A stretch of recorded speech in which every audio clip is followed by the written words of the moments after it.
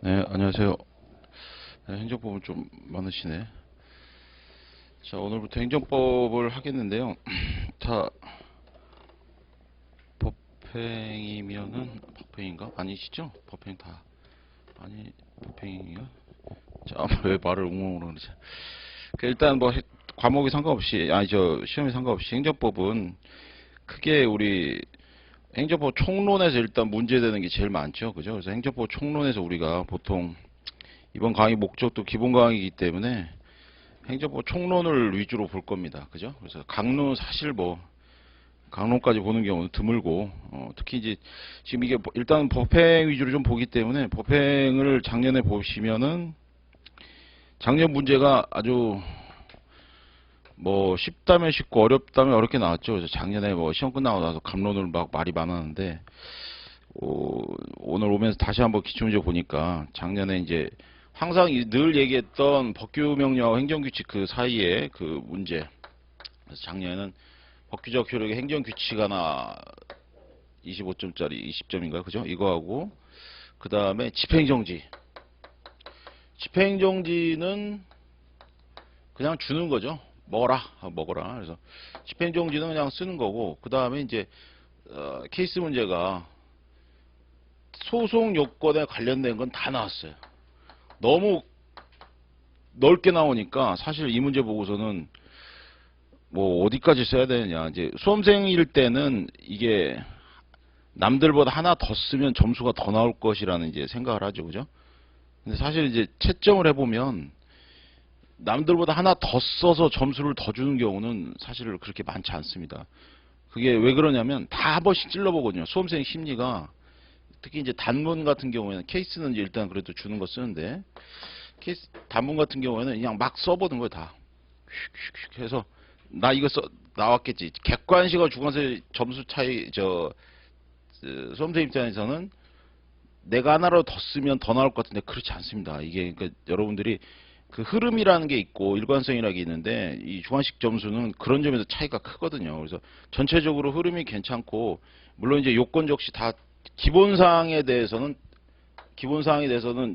쓸 거 쓰고 그 다음에 이제 거기에 대해서 나오는 내용이 이럴 수도 있다, 저럴 수도 있다. 이제 이런 식으로 나올 때 그게 이뻐서 점수를 더 주는 거지. 이걸 가지고 난 이거 더 쓰니까 점수가 더 나올 거야. 그렇지 않아요. 그죠? 여러분 이제 경험해 보시면 아시겠지만 그렇게 더 썼다고 해서 점수가 더 잘 나오거나 이런 건 없습니다. 주관식 그러면 어느 때 시험 점수가 잘 나오냐면 그 우리 흔히 말하는 게 있잖아요. 일체화. 내가 이 문제를 출제자의 의도가 눈에 보이는 것 같은 거죠. 그죠? 그래서 공부를 좀 내가 이거에 대해서 특별하게 평상시에 좀 눈여겨본 거죠. 내가. 그래서 봤을 때 그 문제가 나왔다. 그러면은 자기도 모르게 차분해지거든요. 흥분하면 점수 안 나와요. 주관식은 흥분하면 점수 안 나옵니다. 그래서 전날에 본 거 나왔다. 소용없어요. 그 문제만 눈에 띄는 거지. 제일 남는 게 뭐냐면, 내가 어제 본 건데 이것만 남지 내용이 하나도 없단 말이에요. 그러면 의미가 없어요. 그래서 지금부터 할 건 어떤 걸 거냐면 일단 기본 강의니까 일단 뭘 중시로 하냐면 기본서를 일단 샅샅이 그러니까 우리가 기본서를 일단 샅샅이 후루틀 거고요. 그다음에 여기 이제 판례가 굉장히 많습니다. 이 박규성 교수님 교재 특성이 판례가 되게 많은데 그걸 뭐 우리가 다 챙길 수는 없고 그래도 일단 나오는 것 좀 봐두시고요. 그럼에도 불구하고 또 부족하다 생각되는 판례들이 있어요. 그러니까 그런 것들은 또 우리가 이제 채울 수도 있고 그래서 기본서를 철저히 우리가 좀 인지를 하고 내용은 반만 채우면 되죠. 그죠? 총론이니까 그래서 총론 위주로 주로 볼 거고 그 다음에 집에 가셔서 이제 뭘 할 거냐면 좀 공부가 되신 분들은 케이스집을 보십시오. 그죠? 우리가 기본서만 공부한다고 해서 객관식 점수가 잘 나오지 않죠. 반드시 객관식 기술을 연습해야 되는 것처럼 주관식도 마찬가지입니다. 그래서 주관식 꼭 연습을 하셔야 돼요. 기본서를 백날 봐도 주관식 점수 안 나와요. 그죠? 그러니까 그건 정말 뭐 확실한 거기 때문에 제일 처음에 시행착오 거치는 게 주관식은 나는 상관없다. 어차피 기본서 보면 한 10번 정도 보면 뭐 잘 쓰겠지. 헛소리죠. 그죠? 전혀 써지지 않습니다. 그러니까 전혀 안 써지기 때문에 단문은 그리고 케이스하고 우리가 단문이 나오잖아요. 그죠? 근데 이번에 이제 추세가 법원행시 그 이제 어떻게 될지 모르겠지만 작년이나 올해 같은 경우 추세가 이제 동시 합격을 해야 되기 때문에 문제를 꽈서 내지는 않을 확률이 점점 높아지고 있습니다. 그죠? 그래서 작년에 이제 어떻게 보면 작년 기득권이 없는 게 이제 작년이 처음이었기 때문에 작년 시험부터가 이제 진정한 기출문제라고 볼 수 있는데 행정법에 있어서만은 특히 1차 때 겹치는 것도 아니고 그러다 보니까 행정법에서 문제를 오버해서 내기가 좀 힘들어진 것 같아요. 제가 보기에는. 그래서 올해도 좀 전반적으로 이렇게 두드리는 문제, 그러니까 이 기본적인 내용을 알고 있느냐 이런 것으로 낼 확률이 좀 높습니다. 그러니까 여러분들이 케이스집 볼 때 막 어렵고 복잡하고 이런 거 보지 마시고 내가 그 서점에 가서 케이스집 같은 것도 고르는 것도 이거 이 차는 제일 열받는 게 뭐냐면 기본서를 뭘 봤으면 좋겠는데 누가 이걸 보라고 이렇게 얘기해 주는 사람이 없어요. 얘기해 주는 애는 얘는 약간 사기꾼 같아. 지도 공부 못하면서 꼭 집어주는 애들이 있고 이상하게 그런 애들만 옆에 있어. 그러니까 항상 이렇게 볼 때 보면 속 시원하게 얘기해 주는 사람은 좀 잘하고 잘할 것 같은 이런 사람들은 아무 소리 안 한단 말이죠. 그리고 묵묵히 혼자 뭔가를 봐. 그러니까 이게 얘 자존심 상하게 또 옆에서 붙어 있을 수 없고 이런 저런 고민이 생기거든요. 그러니까 그럴 때 교재에 대한 욕심을 버리시고 그래서 제일 좋은 건 뭐냐면 강의 들을 때 일단 그 교재로 마스터하는 게 제일 좋고요. 그 다음에 이제 케이스집 같은 경우에는 자기가 그 케이스집 시중에 나와 있는 서점에 가서 내가 마음에 드는 걸 한번 골라보세요. 근데 일단 그 기준이 중요한데 양이 적어야 됩니다. 양이 많으면 일단 나한테 넘쳐요. 그죠? 그리고 여러분 지금 우리가 이거 1차 끝나면 이제 2달밖에 기간이 없는데 이게 마지막 볼 수 있는데 2달 내에 무슨 공부 많이 하신 분도 2달 내에 이거 뭐 나머지 4과목도 저기 뭐야 어리숙한 과목은 아니죠. 그러다 보니까 특히 뭐 민소나 이런 거 이제 내용조차도 어려운 게 있기 때문에 그런 거 생각하시면 케이스집은 최대한 얇은 거, 그 다음에 내가 봤을 때 글자가 커 그런 거 좋아요, 그죠? 그죠? 그 대신에 막 2권짜리 그 2권짜리도 있죠, 그죠? 2권짜리도 있는데 그런 건 제가 볼 때는 오바예요, 오바. 그거까지 보게 되면 여러분 너무 힘듭니다. 근데 만약에 그게 평상시에 봐두셔서 예전부터 거기에 대해서 어느 정도 봐야 될 게 정리돼 있다, 그럼 또 상관없죠. 그죠? 그러니까 작년부터 보신 게 있다 그러면 그런 걸로 보신 게 제일 좋고 그게 이제 완전히 마스터 되면 그 다음 과목 넘어가시고 작년 케이스도 같이 해봤지만 그것조차도 버겁거든요. 사실은 그것도 버거워요. 그러니까 얇은 걸로 되도록이 보시고 근데 얇은 게 또 박기성 교수님 교재도 있죠. 케이스집. 근데 그건 되게 화딱지가 나거든요. 왜냐면 내용이 없어. 그리고 기본서에 찾아보시오 막 이러니까 이 양반은 이게 케이스집이냐 뭐냐 이렇게 스트레스 받긴 하는데 그러니까 여러분들이 이제 제가 그래서 작년에 김한 교수님 걸로 좀 했는데 김한 교수님 거지 왜냐면 좀 기본적인 사항이 많아요. 그래서 물론 뭐 저쪽에서 강의하고 계시긴 하지만 그래서 제가 볼 때 이제 그걸로 했었는데 이제 또 올해 모르겠습니다. 또 어떤 문제집이 나와 있는지 모르겠지만 어쨌든 케이스집은 여러분들이 고를 때 너무 또 고민 많이 하지 마시고 그냥 뭐 최신 것이 아니어도 괜찮아요. 그죠? 그래서 헌책방 가서 일단 연습할 걸로 해서 간단하게 하셔도 되고요. 어쨌든 그 케이스집을 가서 꼭 보셔야 됩니다. 그죠? 근데 이제 이거 할 동안은 내가 1차 공부 안 하고 요거 하겠다 이러신 분들은 보시고 그렇지 않은 분은 그냥 이걸로 좀 봐두시고 그죠? 그러니까 너무 또 이거에 대해서 이건 이제 나중에 할 시간이 분명히 있긴 하니까 그 다음에 이제 단문 같은 경우에는 그 단문 또 우리 그 따로 보죠. 그죠? 얇은 걸로 이렇게 보기도 하는데 단문 같은 경우는 오히려 조심하셔야 됩니다. 단문의 유혹이 커요. 그죠? 같은 문제인데 단문에 이게 문제가 3개 똑같은 기본서인데 단문에서 이게 또 한 3가지 정도로 이제 나온다 이 말이죠. 그 다음에 단문집 보시면 아시겠지만 얇거든요. 그러니까 얇으니까 요거만 보면 되겠지. 굉장히 기분이 좋습니다. 이게 간단하다. 행정법 껌이네. 껌인데 이렇게 많이 힘들어 사람들이. 그러니까 이게 단문집도 내가 정리한 단문집이 최고예요. 그러니까 제일 좋은 건 일단 기본서 보시면서 기본서가 괜히 기본서가 아니죠. 그죠? 그러니까 기본서에 있는 나와 있는 것만 기본으로 챙기셔도 여러분들이 점수 충분히 나오니까 너무 고득점 처음부터 일단 내 실력을 정확하게 보시고요. 내 실력을 뛰어넘는 고득점을 받는 거는 이거는 로또입니다. 로또. 그죠? 그러니까 그런 건 너무 염두에 주셔서 처음부터 버겁게 단문집까지 같이 막 들고 다니면서 하시면 좀 힘들고 그럼 어떻게 단문집을 보냐 그렇다고 또 보지 말라는 거 아니에요. 단문집을 보실 때 여기 우리 목차에 있는 거 있죠. 근데 단문집에는 있는데 내 기본서에 없는 게 있어요. 그죠? 왜 그러냐면 이제 단문집은 좀 철저하게 답안지를 쓸 수 있도록 만들어 놨기 때문에 곁가지가 많습니다. 그죠? 그래서 곁가지가 여기 기본서에 없는 게 많기 때문에 그런 건 추가시키면 괜찮아요. 그죠? 근데 그런 거 추가시켰다고 막 점수 엄청 더 주고 너는 합격이고 이거 안 하는 애는 떨어져 이건 아니에요. 그러니까 너무 또 매몰되지 마시고 하여간 무조건 우리는 일단 기본서 위주로 보시고 기본서에서 이제 이런 거를 시간이 없는 사람들은 이제 이렇게 하지만 어차피 다 똑같거든요. 그러니까 전부 다 이제 동차하셔야 되니까. 그러니까 이쪽으로 하면 그리고 왜 제가 이거를 좀 부정시하냐면 이 차는 외워서 써야 되는데 안 외워집니다. 가장 큰 약점은 안 외워져요. 남이 써준 거는 되게 간단해 보이지만 절대로 안 외워집니다, 이게. 그러니까 난 암기력이 좋으니까 그런 분은 봐. 그런 분은 그죠? 암기력 좋은 분들은 시험에서 갑이에요, 갑. 그 사람은 고민할 게 없어요. 이거 왜 우리가 이런 얘기해? 암기력이 안 되니까 그러지. 안 외워져서 환장하게 지금 객관식도 부담스러워 죽겠는데 이것까지 하려니까. 2차 때도 마찬가지죠. 행정법만 하는 게 아니잖아요. 다른 과목 행정법 하다 보면 민소법이 갑자기 떠올라.